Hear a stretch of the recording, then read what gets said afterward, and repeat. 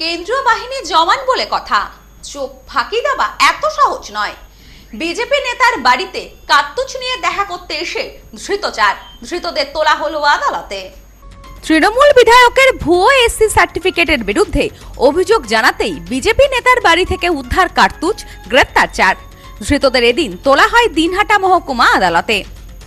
ঘটনায় অভিযোগের তীর তৃণমূল আশ্রিত দুষ্কৃতীদের বিরুদ্ধে, যদিও সেই অভিযোগ একেবারেই অস্বীকার করেছে তৃণমূল।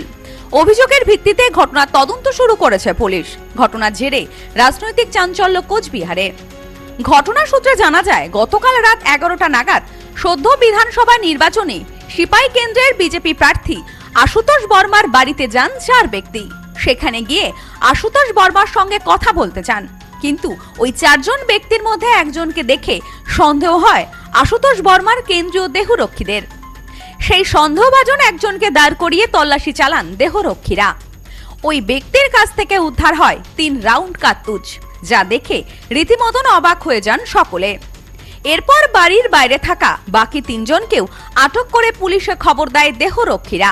পুলিশ এসে পৌঁছায় আশুতোষ বর্মার বাড়িতে। 4 জনকেই আটক করা হয়, সেই সাথে বাজেয়াপ্ত করা হয় উদ্ধার হওয়া কার্তুজগুলি। পুলিশ সূত্রে জানা যায়, ধৃতদের নাম চিরঞ্জিত বর্মন এবং জগৎচন্দ্র পাল, ঘুমের খাতা এলাকার বাসিন্দা। বিষ্ণুচন্দ্র বর্মন ও জয়দেব বর্মন কায়েতের বাড়ি এলাকার বাসিন্দা। পুলিশের পক্ষ থেকে ধৃতদের বিরুদ্ধে অস্ত্র আইন মামলার দায়ের করা হয়েছে।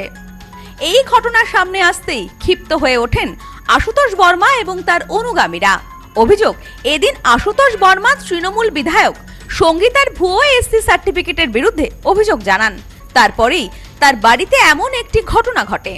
শুধু তাই নয়, তিনি অভিযোগ করেন এই কাজগুলি তৃণমূল আশ্রিত দুষ্কৃতীরাই করেছে। ইতিমধ্যেই তিনি থানায় অভিযোগ দায়ের করেছেন। এদিন সংবাদ মাধ্যমের মুখোমুখি হয়ে আশুতোষ বর্মা জানান, আমি বাড়িতে ছিলাম না। সেই সময় আমার বাড়িতে 4 জন ব্যক্তি আসেন, আমার দেহরক্ষীদের সাথে কথা বলে। তারা জানান, তারা নাকি আমায় সুবিধা অসুবিধার কথা বলতে এসেছেন। তাদের মধ্যে একজনকে দেখে আমার দেহরক্ষীর সন্দেহ হয়। তারা তল্লাশি চালাতেই কার্তুজ উদ্ধার হয় তাদের কাছ থেকে। এরপরে পুলিশকে খবর দেওয়া হয়, ওই 4 জনকে গ্রেপ্তার করা হয়। আমি যেহেতু এসসি সার্টিফিকেটের বিরুদ্ধে অভিযোগ জানিয়েছি, সেই কারণে ক্ষিপ্ত হয়ে আমার বিরুদ্ধে নানান রকম চক্রান্ত করা হচ্ছে। আমি চাই পুলিশ ঘটনার তদন্ত করে এর পিছনে আসল দোষীকে চিহ্নিত করে তার কঠোর শাস্তির ব্যবস্থা করুক। রাত 11টা, 11:30 অবধি 4 জন লোক আছে। মোর সাথে বলে কি আলাপ আছে। প্রথমে একজন কইছিল, উমায় মুখ বারবার ফোন করে কইছে, খুব গুরুত্বপূর্ণ আলাপ, তোমার মঙ্গলের জন্য আলাপ, তোমার অনেক শত্রু আছে, এই বিষয়ে তোমাকে কিছু অবগত করে। এই বিষয় নিয়ে উমরা মোর সাথে দেখা করতেছে। তো এই যে দেখা করবে, এইটা কালকে করছে।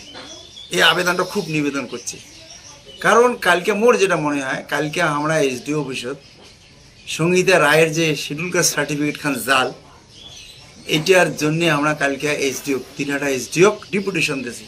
কাজ পেরে তা কবে বলে মুই যাই, মোর সাথে 5-6 জন যাবি।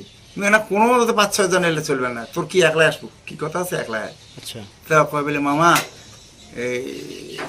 উনি খুব ভাল, উমারও কিছু দুঃখের কথা আছে, ওগুলো কবি। 4 জন আছে উমরা।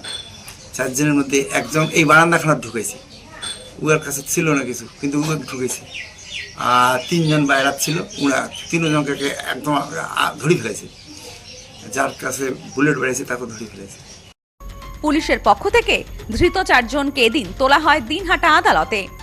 বিষয়টি জানতে ঘটনার তদন্ত শুরু করেছে পুলিশ। এই খবর প্রকাশ্যে আসতেই রাজনৈতিক চাঞ্চল্য ছড়িয়ে পড়েছে গোটা এলাকায়। যদিও তৃণমূলের বিরুদ্ধে ওঠা অভিযোগ অস্বীকার করেছে Trinamool. Bureau report, news no man's land, Cooch Behar. পশ্চিমবঙ্গের উত্তর 24 পরগনা জেলার বনগাঁ এলাকায় Sudhir Karmakar college of education এক স্বনামধন্য এবং অতি উল্লেখযোগ্য শিক্ষণ মহাবিদ্যালয়। বর্তমান এই শিক্ষক মহাবিদ্যালয়ে নতুন শিক্ষাবর্ষে বিএড অ্যাডমিশন চলছে। তাই বিএড অ্যাডমিশন নেওয়ার বিষয়ে যে সমস্ত শিক্ষার্থীরা আগ্রহী, তারা অতি সত্বর কলেজের অফিসে এসে যোগাযোগ করবেন। আমাদের কলেজের ঠিকানা গোপালনগর, চরচালকি, বনগাঁ, উত্তর 24 পরগনা। পিন নম্বর 743235।